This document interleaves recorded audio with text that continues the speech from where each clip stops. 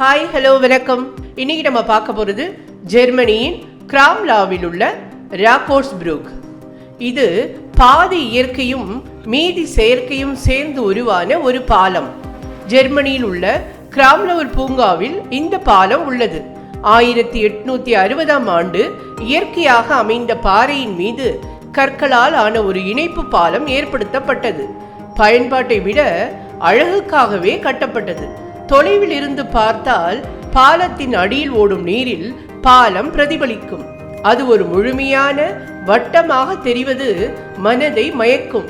என்னதான் இந்த பாலம் அழகாக இருந்தாலும் இது ஒருவித மரண பயத்தை உருவாக்குவதால் இந்த பாலத்திற்கு டெவில் பிரிட்ஜ் என்று உள்ளூர் மக்கள் பெயர் வைத்திருக்கிறார்கள்.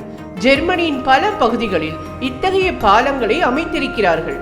சரியான அளவில் ஒரு ஓவியம் போல அமைக்கப்பட்ட இந்த பாலம் அழகின் மற்றொரு வடிவம் என்றே சொல்லலாம். நன்றி, வணக்கம்.